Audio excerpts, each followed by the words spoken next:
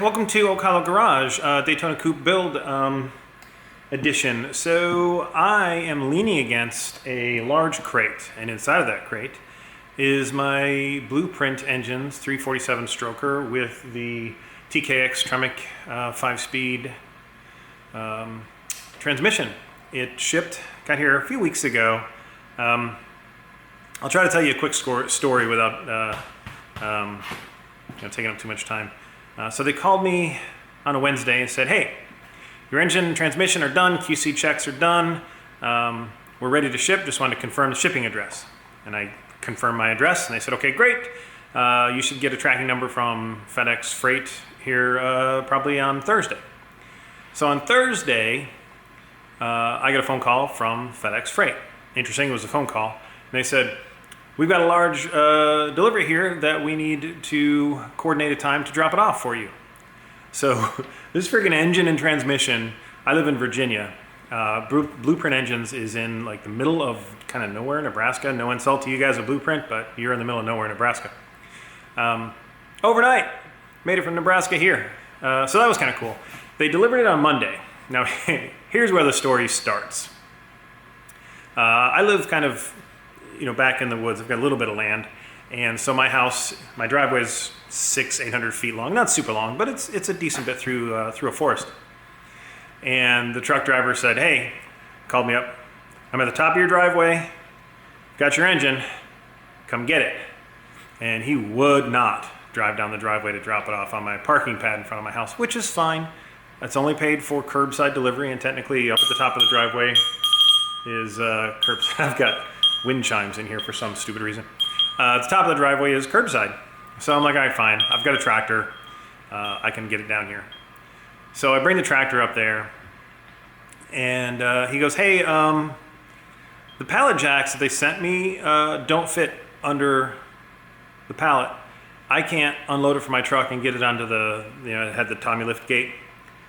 He's like, I can't get it off the truck to put it on the gate to get it on the ground for you. Maybe we can pull it out with your tractor.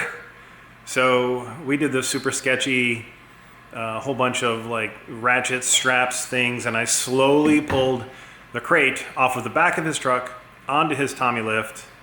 I don't know if it's called a Tommy lift, whatever it is, the lift gate. And he lowered it, and I pulled it off of the gate onto my driveway. That took an hour and a half to figure that out and get it out safely without tipping the crate, without killing myself. And my wife was pretty upset about the whole deal. I was a little upset, but in the end, the options were they would have to go back and try to redeliver it, and more likely than not, they would tell me, come to the depot and pick it up. Well, that's even more of a pain in the ass. So we spent the hour and a half in the rain. Of course, it was raining, getting it off the truck.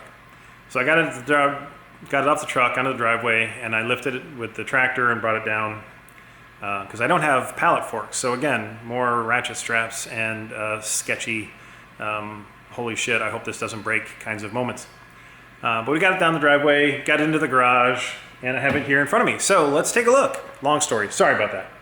So this is the crate. I've gone ahead and pulled the top off, but it was nicely secured. This is a super secure crate. And they ship it all wrapped up. There was a box in here that I haven't opened up. We'll dig into that here in a minute. But it's wrapped up. So let me go ahead and pull this back. Look at that engine. Holy crap. So they've got, little documents here, warnings, blah, blah, blah. They went ahead and dynoed this engine before they shipped it out. So I've got all the dyno numbers and everything. I've got my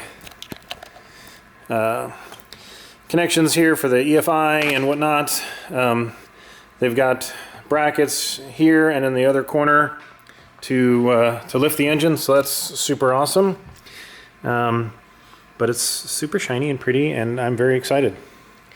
And then this says BluePrint Engines. I might do like a blue or a white paint or something just to emboss this and make this stand out. I'm not really sure. But yeah. Beautiful engine. So excited.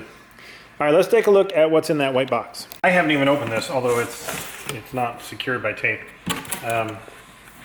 So what do we have? Oh, you know what? Before we go too far, let me see, I'm gonna find the paperwork. Well, I don't need to show you. 430 foot-pounds of torque, 430 horsepower, and the torque range is almost flat across the entire RPM range. Like 350 at 2000 RPM all the way to 430 at peak. I can't remember what peak was, but this car's gonna be torquey as hell. Holy crap. So I've got some documentation on the Sniper EFI, some more stickers, little quick start manual for the EFI. Got the wiring harness, a couple of plugs, more documentation, filters. Let's see, what is, whoa, don't drop that. What is in this box? Oh, fuel filter looks like. I've already got that covered, but what the hell? A number of fittings and whatnot, so that's kind of cool.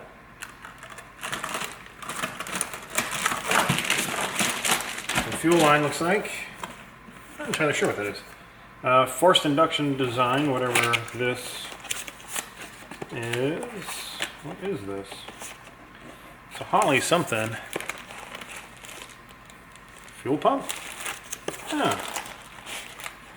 Fuel pump. Well, my fuel pump ought to do what I need to do, but I guess we'll find out. Maybe I was a little I didn't realize that they'd be sending me all of this stuff. Again, more documentation. Looks like some wire in here for something. And then whatever is in this box. Sure, that'll do. You know what, I know I have a razor blade somewhere, like within reach, right? Of course not. Why would you still have your razor blade right where you need it? All right.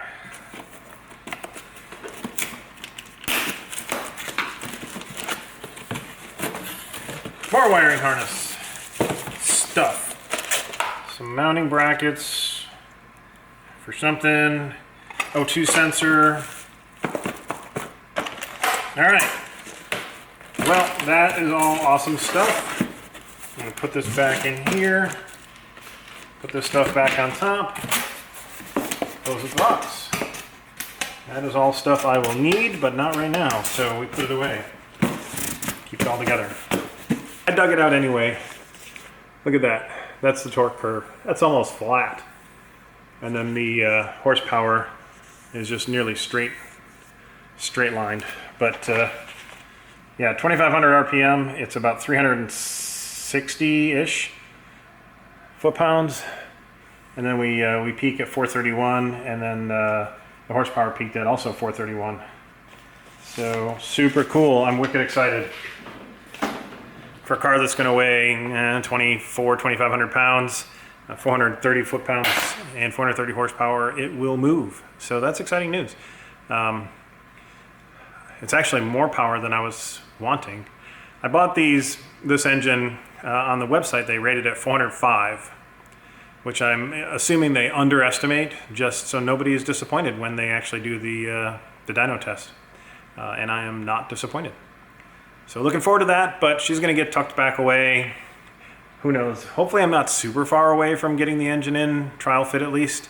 But I know I'm months from that because never have enough time to work on things. So anyway, thanks for tuning in, guys, and I will catch you on the next episode.